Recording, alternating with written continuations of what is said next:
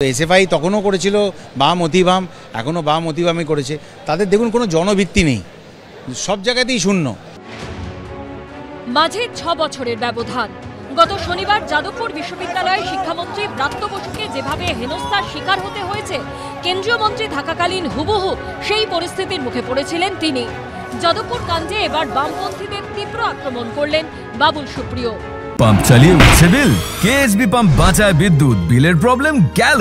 বিদ্যুৎ সাশ্রয়কারী জার্মান টেকনোলজিতে তৈরি কেএসবি পাম্প, পয়সা বাঁচাও, টেনশন ভাগাও।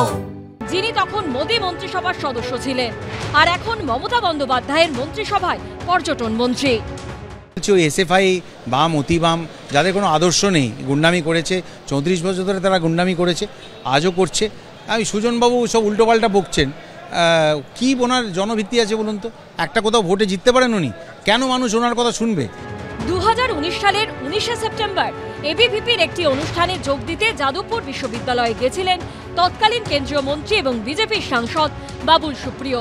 ক্যাম্পাসে ঢোকার পরপরই পড়ুয়াদের একাংশ তাকে ঘিরে গো ব্যাক স্লোগান তোলে, দেখানো হয় কালো পতাকা, শুরু হয়ে যায় ধস্তাধস্তি, খুলে নেওয়া হয় বাবুল সুপ্রিয়র চশমা, চুলের মুঠি ধরে টান, ধাক্কা পর্যন্ত মারা হয়।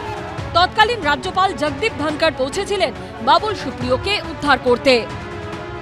ট্রলের যে ট্যাঙ্কের যে কাভার ছিল সেটা ভেঙে ফেলার চেষ্টা করা হয়েছিল এবং তার মধ্যে দেশাই কাটিয়ে ফেলে দেওয়ার চেষ্টা করা হয়েছিল। যাদবপুরে এসে নোংরা রাজনীতি চাষ করলে কি ট্রিটমেন্ট দেওয়া হয় সে বাবুল সুপ্রিয় জানেন, এবং তার বাবুল সুপ্রিয়র কাছে শিখে গিয়েই ওনাদের দলের নেতা হয়তো ছাত্র মারতে বা ছাত্র খুন করতে এসছেন, বা ওনার দলের অন্যান্য নেতারা ইউনিভার্সিটিতে গুন্ডা ঢুকিয়ে দেওয়ার হুমকি দেয়।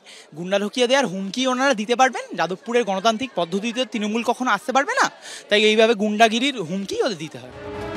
সব মিলিয়ে শনিবারের ঘটনার পরিপ্রেক্ষিতে ঘুরে ফিরে আসছে 6 বছর আগের ঘটনা।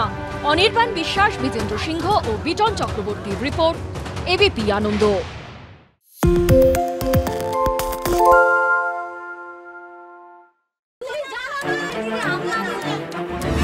বাংলা চেঁচামেচি চায় না, বাংলা খবর চায়। বাংলা খবর, বাংলার খবর। আরে চাটা দে। এই আমার একটা চা দেন। কি হলো আমারটা? বাংলা পক্ষপাত চায় না, বাংলা খবর চায়। বাংলা খবর, বাংলার খবর। সত্য অন্তহীন, সত্যের খোঁজও তাই, সত্য সন্ধানে তাই আমরা অক্লান্ত, অকুতভয়। এবিপি আনন্দ নতুন ভাবনার প্রতীক, যা মনে মুক্ত, তথ্যে যুক্ত এবং যাবতীয় সীমানার বাঁধন থেকে মুক্ত। সীমা না শব্দটির মধ্যে লুকিয়ে আছে মানা শব্দটি, যেন চোখ রাঙানি এক অদৃশ্য বেড়াজাল, যা আটকে রাখে আমাদের এক ছোট্ট গণ্ডির মধ্যে। একমাত্র সঠিক খবরই গড়ে তুলবে এক মুক্ত সমাজ। সেই জগৎ গড়ার লক্ষ্যে কোনো সীমানার ঠুকুটি আমরা মানব না। এবিপি আনন্দ এগিয়ে থাকে, এগিয়ে রাখে।